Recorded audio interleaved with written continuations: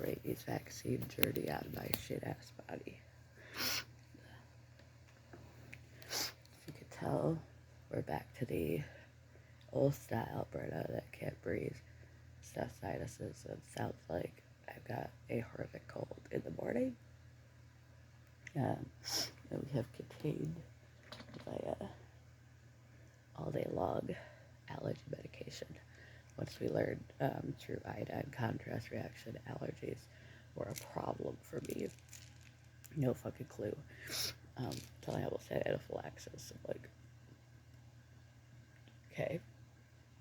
Just to ensure no, because that was a delayed reaction, organ damage or anything, we are going to a steroid taper and allergy pills. And this went away.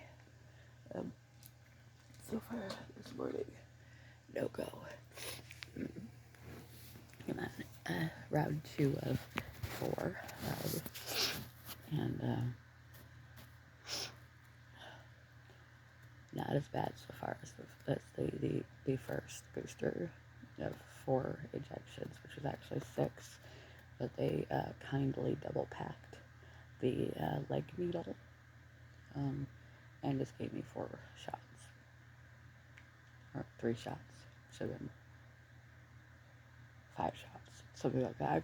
Yeah, I got 1 in each arm, so yeah, but they double loaded the leg needle the first time, so, and then they got me, 2 nurses got me at the same time on each leg, so simultaneous shots, so I just, it was a lot less shottage,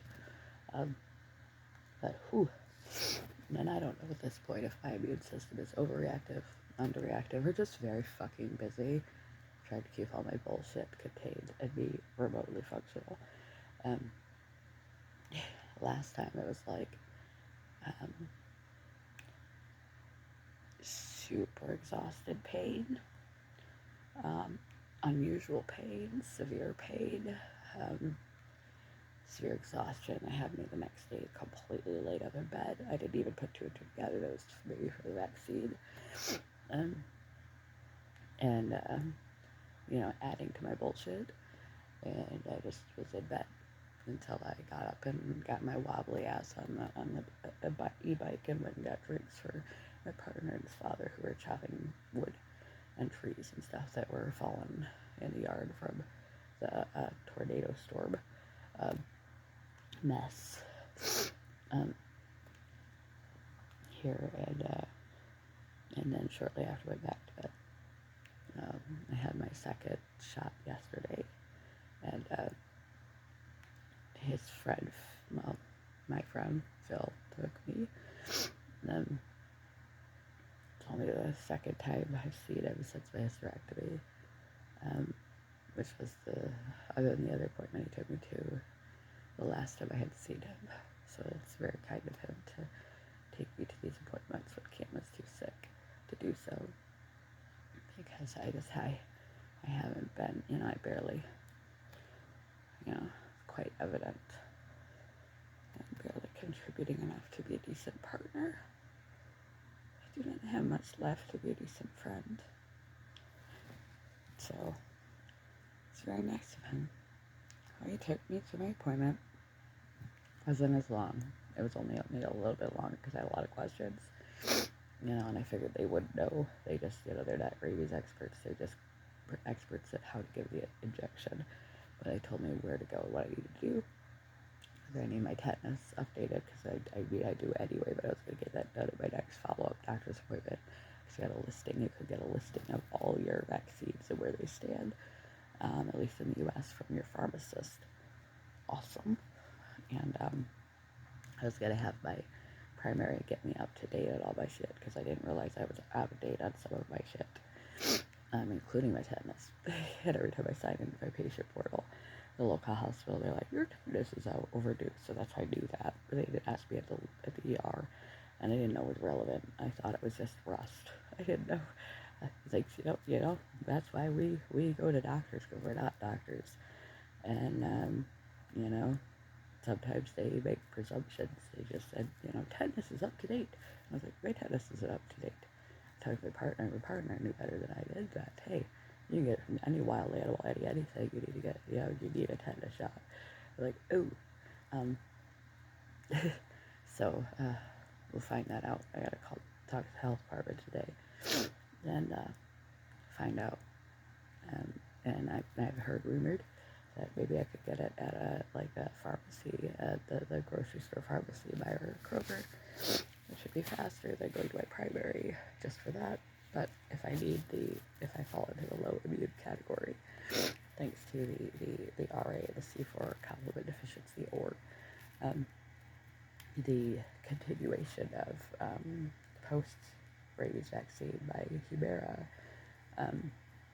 then I will need an additional shot, and I'll have to receive a referral for that from my primary. So I'll have to go down to my primary anyways, and I might as well get my shot there. So I gotta call the local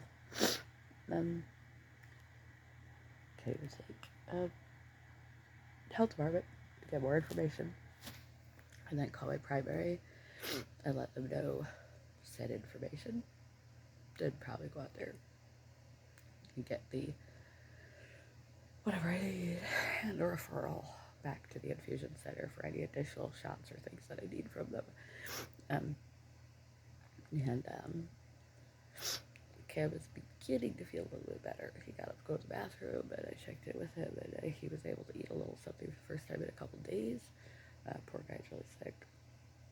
And Phil was kind enough to take me. It was just one shot, just a lot of questions. So it'll be way faster from now on. And I don't think it's playing such havoc on my immune system, but it did play some havoc. My ass, as soon as we went out, got my shot, went and got food. But it was just nice, and just felt like I was doing a normal human thing. I haven't done a normal human thing in a long time. And it was something I could do. Sit my ass down and eat. I wish I could do more normal human things more easily than that. But,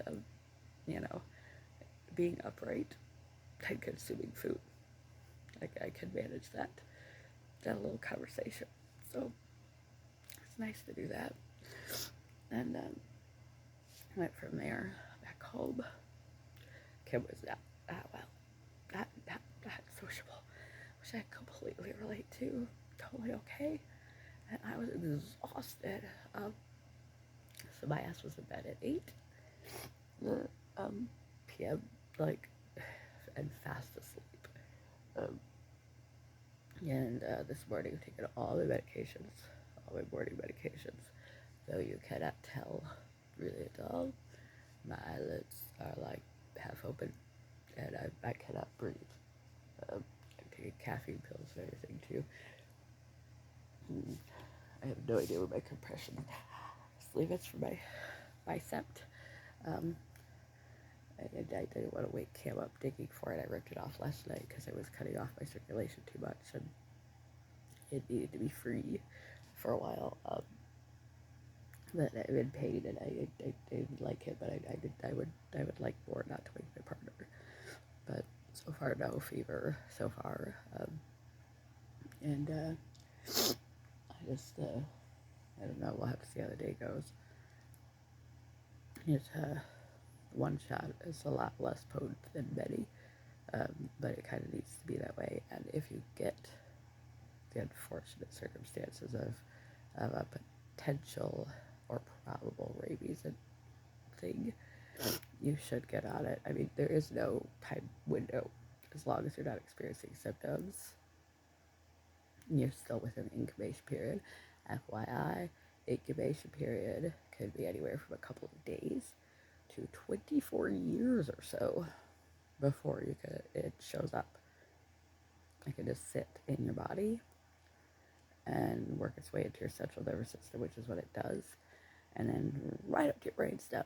And once it gets into your brain, what it does is the virus has the capacity to lock down your blood-brain barrier innate in the virus. So that's why it's so hard to treat once symptoms start, because it is very rapid. Once it gets into the central nervous system, it starts causing symptoms 20 days, 2 to 10 days worth of general things you might put off to other things, a fever, diarrhea. I just generally kind of feel like tired and sore. And then once that passes, then 10 to 20 days of either becoming increasingly paralyzed, or because there's 2 tracks the illness can take, and the phobia in the mouth, aerophobia, all that kind of stuff, or vicious, aggressive, hallucinatory, and both eventually end up in with or without seizure, coma, and death, because they cannot get any medication. All prophylaxis is no longer, once it starts neurological symptoms, especially. I've read counter evidence. Any symptoms, it's not effective. And then I heard some people have preclinical symptoms once if they've been infected, like itching and burning at the site, like I did, that spreads. That's not typical of a bite from a bat. You often don't even feel it. That's why it can be missed. That's why you should take any suspected potential bat bites, especially if you wake up and there's a bat in the room. Presume, because if it just licked you or landed on you and punctured your skin, that's a rabies exposure. Because, would you bet your life on? Maybe not.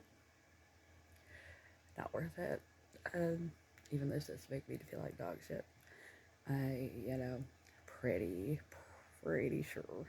And I had puncture evidence, and it doesn't even usually bite you deep enough to cause puncture and scratch. Even just a scratch, it doesn't even have to break the skin to give you rabies.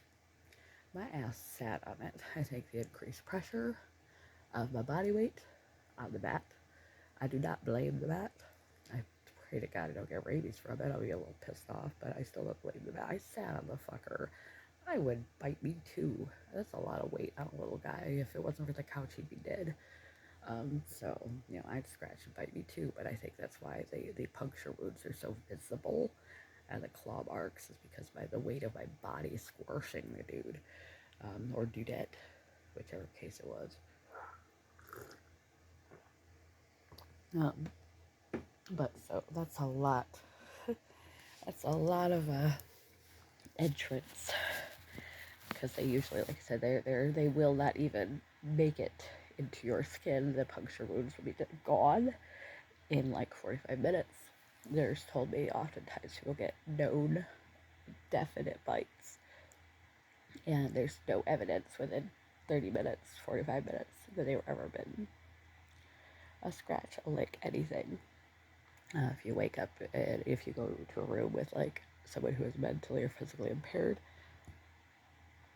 and cannot tell you whether or not they have been bitten, assume it's a bite. Capture the bat, which we did not. There was a lot going on. We're nature friendly. Had no idea I was bit immediately, and we let it go because that's the kind of people we are. We don't want to kill something, a bug or bat, and send it to the health department unless you want to do what I'm doing. And if you like a baby or the elderly or the severely ill or the mentally ill, etc., if there is a bat in the room where an individual is sleeping, assume there was a bite, collect the bat, and send it into the health center to get it tested. Prophylaxis works, post-symptom treatment doesn't, and you can think you're fine because you often don't feel a bat bite, and evidence is gone within a half an hour. Often my evidence was gone by sometime between 2 a.m. and noon, and I had 2 scratch wounds across my entire ass and full-on puncture of both teeth, which often doesn't happen, even though their teeth are razor sharp. They're so tiny. They may not even break the skin, but any, introduction into your body of the saliva, that's just even a lick, could expose you to rabies. So they don't need to. They just carry it. So, it's unfortunate, but, it has to be done, because otherwise you're dead. So, and it's not usual to have, itching, burning, like jellyfish sting, that's spreading across your body from the wound site. burning pain that spreads. That's often the initial stages of rabies, and that's usually too late. That's when it's entering your central nervous system and causing you pain as it goes into your nerves, working its way towards your brain. Fever, vague nausea, diarrhea, aches and pains, all of which I've had, which I'm contributing to the massive dose of antibody and vaccine. They give you the antibody because vaccine takes 7 days to go to work, and they want to make sure something is working for you, which is why the antibody is training your immune system how to fight that. Because if it bypasses the immune system, that's why rabies is so effective and efficient at killing us, is that it has a lot of mechanisms to bypass the human immune system. And so our immunity is ill-equipped to fight it, and by the time it makes it to the central nervous system, there's nothing our immune system can do to fight it. So the goal is to keep it away from the immune system, or the central nervous system. And but I learned that some people, hold on, I can't breathe.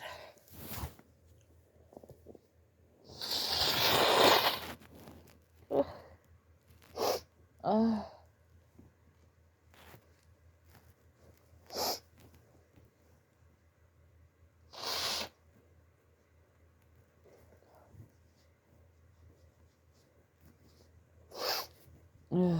Go eat crap. Yeah. Most people don't feel a bat bite. They will mistake a bat because they think of two fangs and it's going to look like a vampire. They will mistake bat bite for a bug bite, spider bite. Don't think anything of it. Go on 20 years, 25 years, 30 years, and be totally fine. And then bam, you got rabies. So, yeah, not a good way to go. I'd rather deal with the vaccines. I just wish it were right now, because this is not a good time. But is there ever a good time?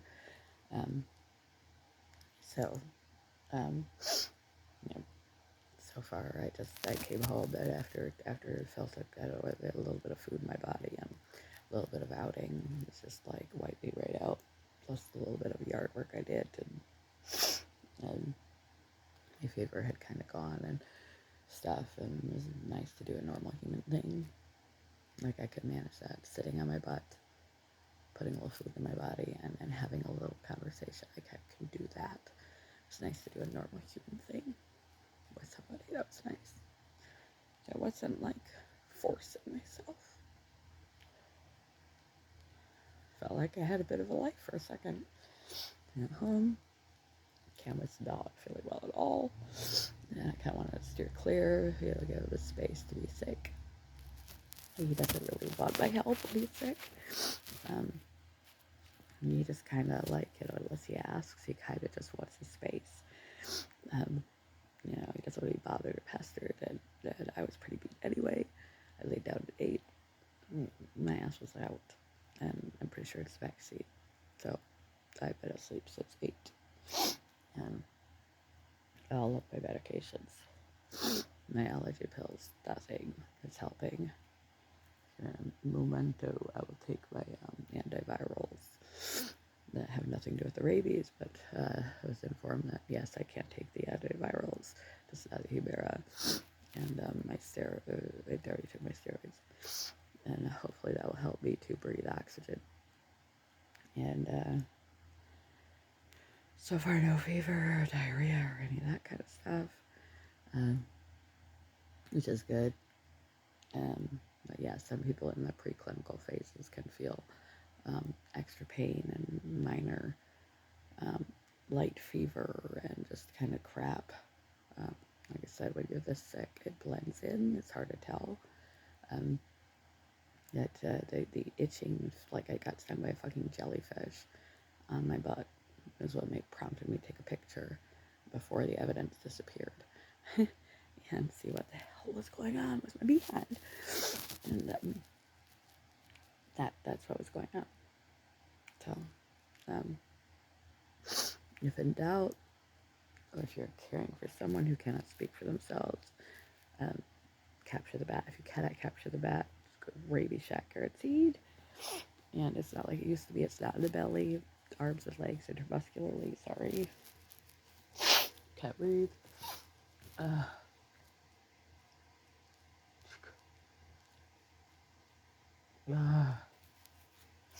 um,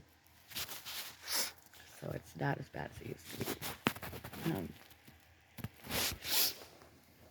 The quick and the dead, man. And, you know, as long as I don't get rabies, I don't blame this little guy.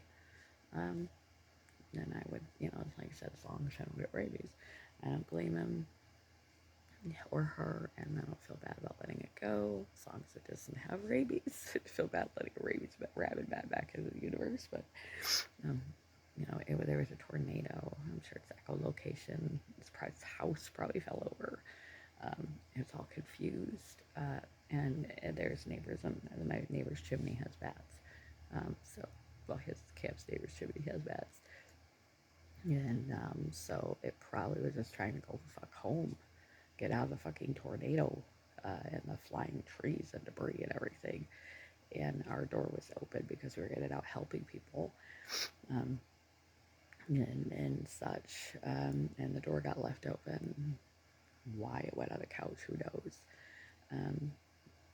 But I was pure black in here, couldn't see anything, you know. And I sat on it. I was traumatized. I was confused, and I sat on it. I would bite me too. It's been through a lot, so as long as I don't get rabies, I'm not upset. You know, I mean, I don't know how long I am for this world anyway. After rabies, it's not the way I want to go, but I'm doing what I should be doing. But yeah, just presume. If you don't know for sure, there's no way to tell, or someone you are intending care for cannot tell. They are sleeping children. They are nonverbal or mentally incapable of telling you. They are infirm and elderly or sickly and cannot tell you. They have mental challenges. They're on the autistic spectrum in a way that they cannot tell you whether they have had contact with that bat. Assume they have had contact with that bat. Turn it over to the CDC or the health department to be tested. Yeah, and you can avoid the shots.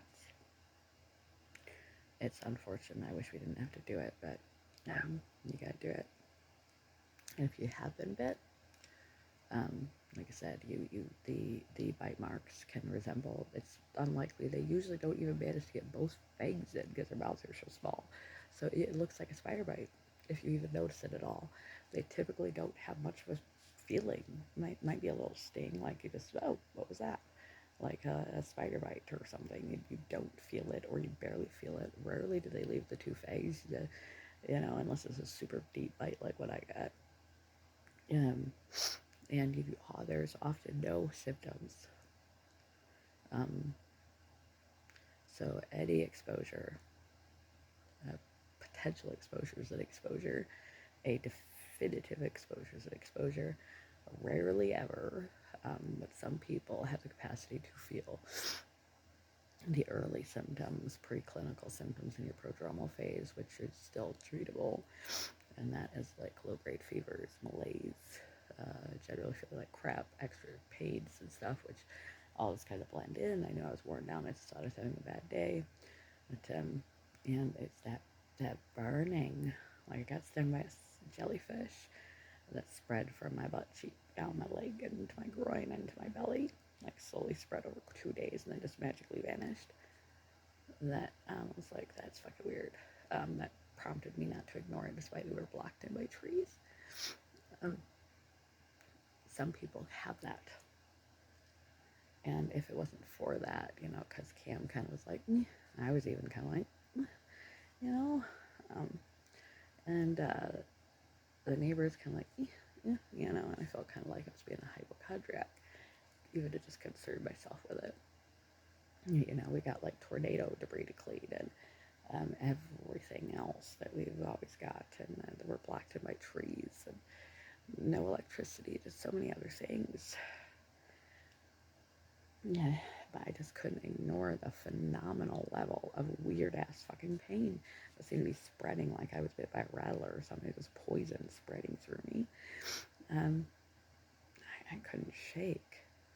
And so I talked to the nurse on the live chat, which is like, again, it's a fucking lifesaver.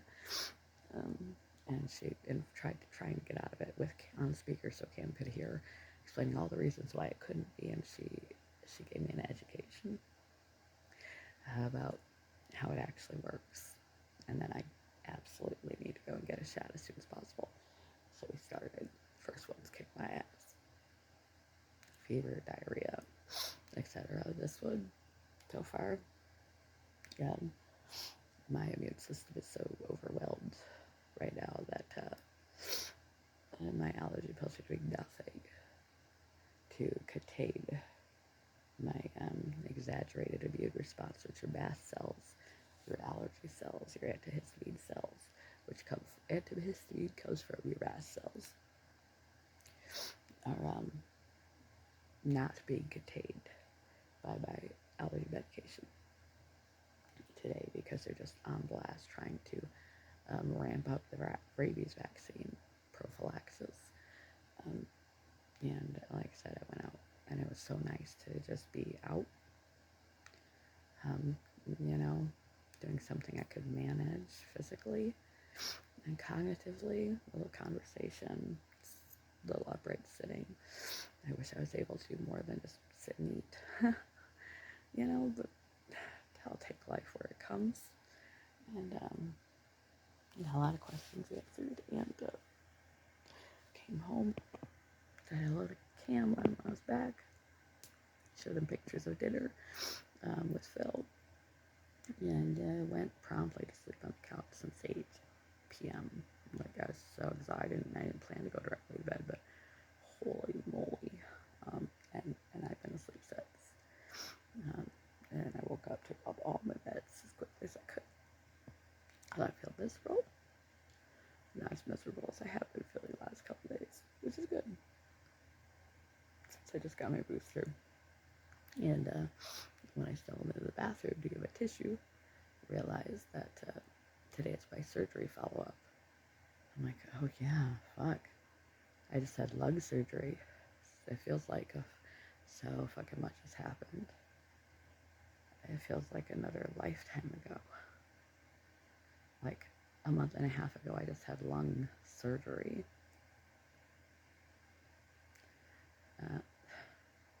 My life is so nuts, and in not a good way nuts, but not much I can do about it nuts. But that I forgot. I'm like, I have questions for the surgeon. I don't remember what the fuck they are. It seems like another universe ago that I had my lung surgery, but my follow-up is 9 a.m. this morning. So I need to get on and pre-register. And for my e-check-in and stuff, for my set up my virtual appointment, saying at 4-9, and be cognizant enough to have a conversation with the man. I'm sure there's not much he can tell me because he's just the surgeon. Excellent surgeon, knows what the fuck he's doing, kept me safe and well over 2 surgeries. Excellent surgeon, but he's not an HHT specialist. He's not a lung volume specialist. He's not, all these other things are not his expertise. So I doubt he's going to be able to elucidate a lot of other information that I need to know. And my other doctors that can are not getting back to me about my HHT and tracking it with a contrast iodine reaction, and my CT lung volume being that of someone with end-stage COPD. Even though my previous, it's been a couple years, but my bubble, you got a little bubble machine and your oxygen taken, come back absolutely fine. And how accurate the CT measure is because my body used to run on 85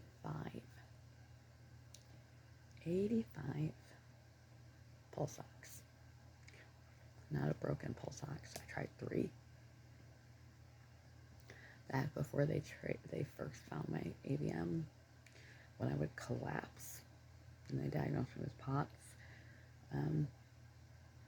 and I was in and out of the heart hospital. In and out of the hospital, eventually the heart hospital. The doctor treated me miserably. Young, mental case, female. He was a jerk. The cardiologist I just saw is so sweet, but they lost my records of my SVT. So they found an SVT, and they diagnosed me with that and POTS. Eventually, he said it doesn't seem like POTS, but that's the closest guess. And you're otherwise young and healthy. I was at the time, and he said he didn't want to crack you open. After a tilt table test, his attitude changed because my results were fucked up. And he diagnosed me with POTS for lack of anything other to know what to do. And he didn't want to do a heart surgery because that was dangerous. Every surgery comes with its own risk. And then Cam and I got together and we went out for bad clams. I got food poisoning and they caught a massive balloon in my chest. I didn't know what the fuck it was. And it turned out to be the aneurysm. Fixed the aneurysm, fixed the problem. But for years, I walked around through my 20s, besides collapsing, tachycardia, bradycardia down to like 30 beats a minute, tachycardia 200 plus, collapsing in the middle of the street, and all sorts of other bizarre things that happened to me. With my pulse oxygen was regularly 85. That's hypoxic and brain damage. I used to be blue. My lips were blue, like when you come from the cold, the tip of my nose, the tip of my ears, and my hands up from my fingers up to my elbows, my feet up from my feet up to my knees, purple and blue and black sometimes. I would move my furniture around in my apartment. I'd go on these I would exercise, I'd work out, I'd do all sorts of activity. I worked a physical job. Just brain damage. That's brain damage oxygen. So that's part of my problem. It's not just bipolar. It's brain damage from living years and years and years with hypoxic oxygen. Everybody did the same thing I did that ever saw it. They just blew it off to a funky reader, or you've got Raynaud's, so you're not getting good circulation. The meter's not reading right. Nobody could believe I was walking around conscious and cognizant with 85 degrees, 85 pulse ox. That's hypoxemia. That's carbon monoxide poisoning. That's brain damage for years.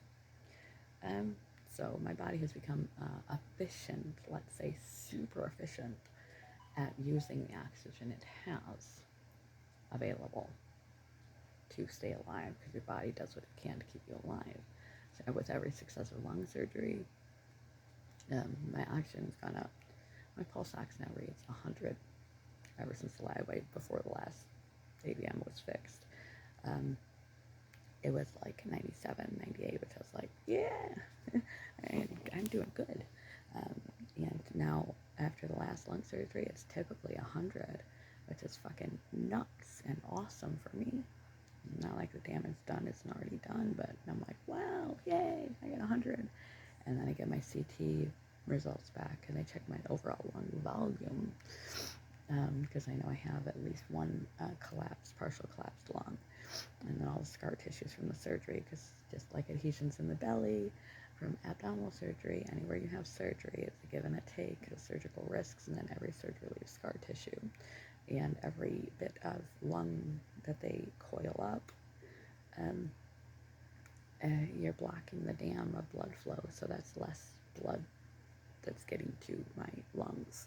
It's cutting off a piece of my lungs, and the surrounding tissue kind of dies.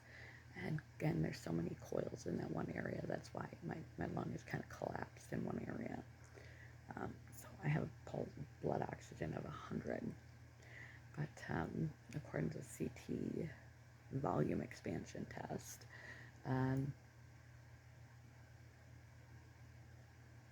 I have the total lung volume, like usable lung in and out. We're supposed to have up to 6 liters is normal. My current capacity of total lung that I can fill and release, 2.5, comparable to end stage COPD. I sent that message and inquiry, how accurate are those measurements compared to the bubble thing where you blow in? Is it two different things to test? Blah, blah, blah, blah, blah, blah. To my pulmonologist, she's like one of my good doctors forever ago. Nothing. So I don't want to pester him. I don't want to send him again because I'm afraid to ask the same question twice, even though it's been like a couple months since I asked that question. See him for another couple months. I know the surgeon's not gonna know, but so yeah, that's what it is. And I was rambling way too much, so I'm waking up here. So, but yeah, I think how is it possible that I have like the capacity to hold air is down, and likely to all the metal in my lungs and the collapsing of lung around the metal. It's not a fibrocystic disease of my lungs, but a surgically caused, kind of like Cam's adhesions in his stomach from surgeries to save his digestive tract have created a surgical adhesion problem throughout his digestive tract in my lungs. So I have like the oxygen holding and releasing capacity of someone with end-stage COPD, but I still have a pulse ox of 100% because my body went like 5-6 years until I nearly died several times where they figured it out incidentally, because I was dismissed and misdiagnosed, like I frequently am, and especially as young as I was, and rare as HHT is, that there's there's dysautonomy, nothing big deal, and the Raynaud's and the 85 pulse ox was wrong. It can't be right.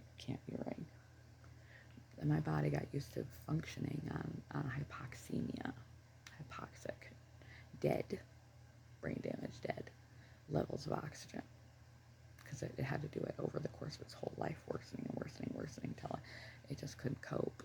And that's when the real bad symptoms, collapsing and seizing and all the other shit started. It just got too much, but it's really efficient at using what oxygen it has. Hence, I have 100% pulse ox, the oxygen saturation throughout my body. What little it has available, it has learned how to transfer very well because it has spent its entire life finding a way to stay alive and functional on a pittance of oxygen. So how is it possible that I have a pulse ox of 100, up to 100, 95 to 100 depending, and only the in and out capacity because of surgeries to save my life, necessary surgeries, scar tissue and surrounding lung collapses, and available blood to the lung of someone with COPD, because I went for years working a manual labor job, moving my own furniture, living independently, with thinking, went to college that way, with a pulse ox of 85, with zombie dead hands and arms, and that's called cyanosis, something that should have killed other people. And my body learned how to not just function, but function well that way until it no longer could. So it has adapted to be very efficient with the oxygen available, thank the Lord. But I think that's part of the reason why I don't feel so energetic. I kind of went on a side trip with my HHT and my lung volume and shit, but that's because I'm brainstorming night appointment that I have at 9 a.m. And then I don't remember what I was supposed to ask the dude. Surgery went well. I don't know, other than that, it's just like I said, it seems like another dimension ago now. Then so much shit's gone on. And it's way, way, way too long to go on. To go on Instagram, so I'll just throw it up on my YouTube and then I'll wake up more and then let that small pittance of oxygen and blood go to my brain. And more caffeination. And keep you posted on how the vaccine works. And thank you, Phil. And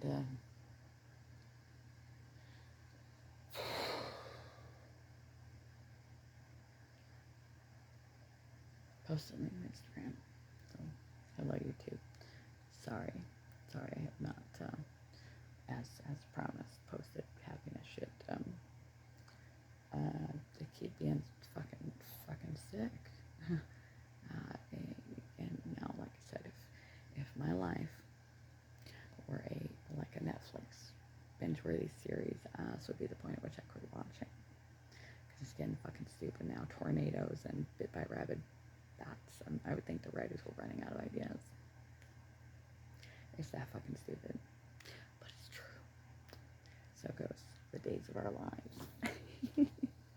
If you're me.